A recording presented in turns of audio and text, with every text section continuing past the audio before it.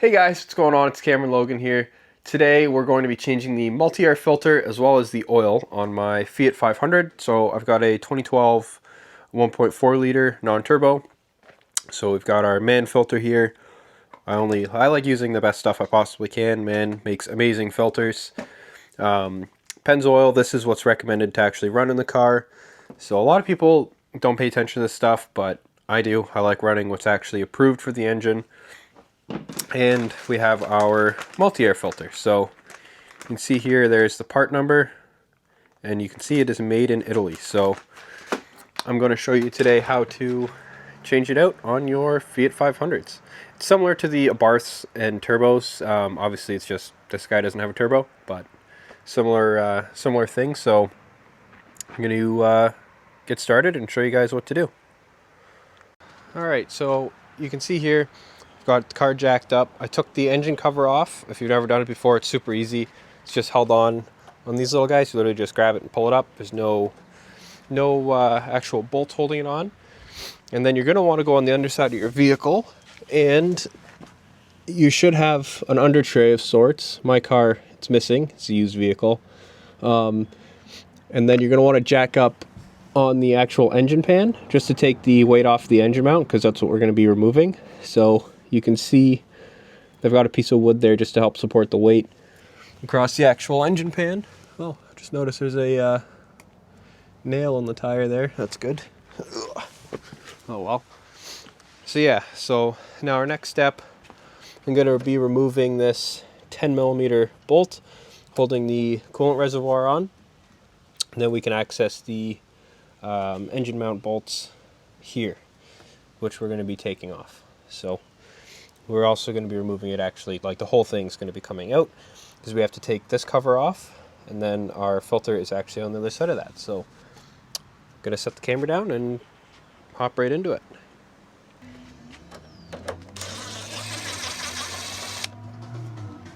So next I got a 15mm here, and see if I can get you guys to see in there. So now I'm just going to start taking off these, and make sure your engine is supported by your jack when you're doing this, or else it's going to fall. So yeah, so anyway, so they've got a couple on this side. I think there's two more on the other side. So I'm going to take them off with my 1/2 inch. So one loosened. Do the other one here.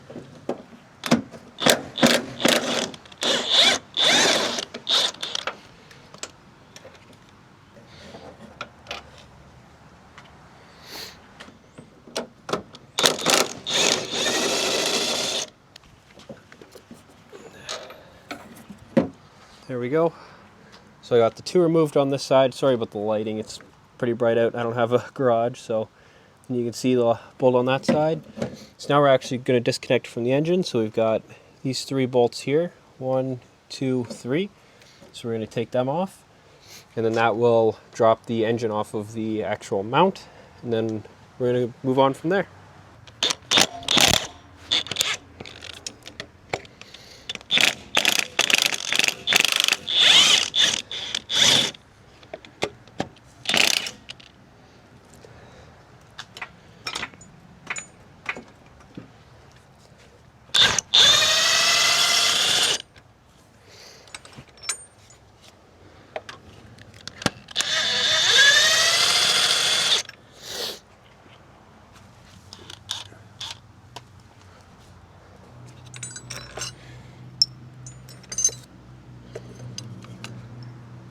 So with those 3 14mm bolts removed, your engine mount is now loose, so now you want to take it out.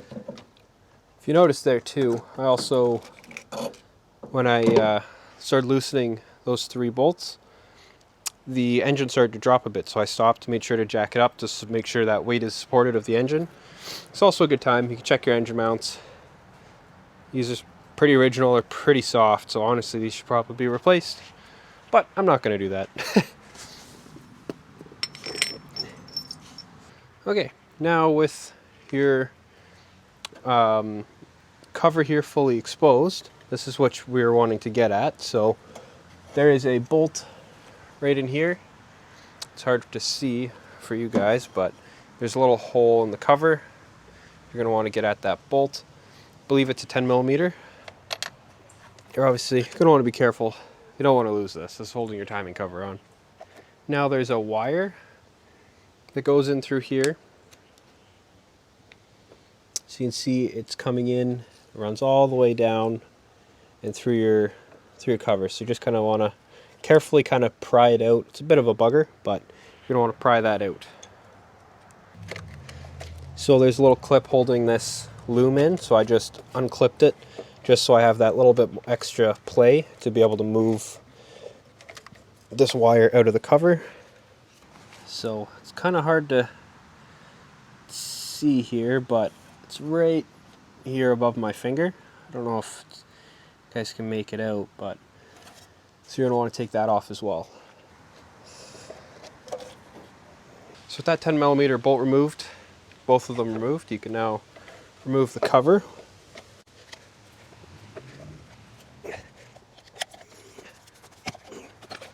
You can kind of see a better spot where those two bolts are positioned.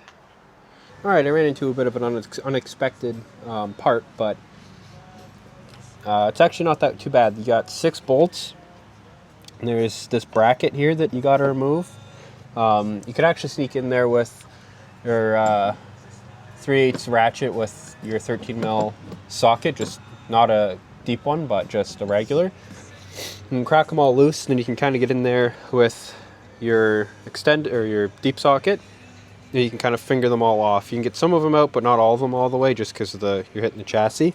But you just need to be able to get it away enough that you can actually get in there at that multi-air filter, which now we're going to move on to and remove. So exciting stuff. So I've got my 10 millimeter Allen wrench in there. So I got my little extension here. Let's see, maybe I won't need it anymore. I've used it, I had to get it cracked free. I don't think I can. Yeah.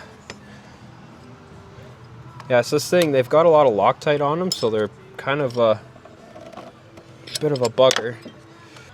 Now this is where your patience gets tested, because it's going to take a while. You just got to slowly back it out.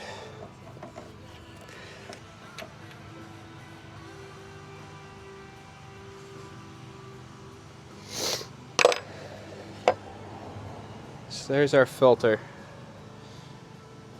It's actually a lot cleaner than I was expecting. Still a bit of gunk in there, but it's actually pretty clean. I don't know, it's a big piece of plastic or something there. So obviously a little bit of oil is going to be coming out. Not the end of the world, just clean it up. So now it's funny, now I'm gonna throw gloves on just to make sure I don't get any contaminants on that filter. It's very important to make sure they're clean.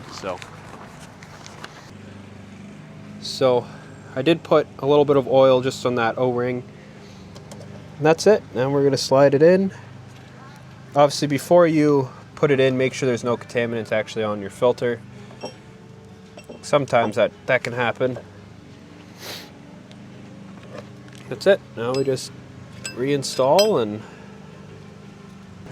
Actually, sorry, before you put everything back together, it's 27 Newton meters that you want to torque this guy down to.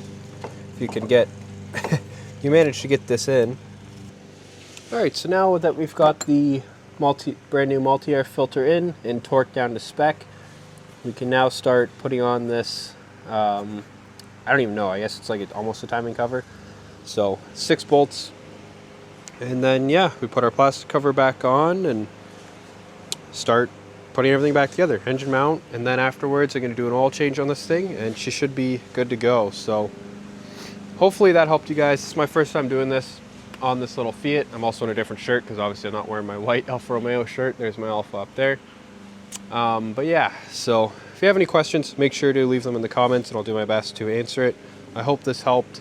Like I said, it's my first time doing it. I just got this car, and something that obviously you should do on your little Fiats with the multi-air. So yeah, thank you guys for watching, and I'll see you in the next one.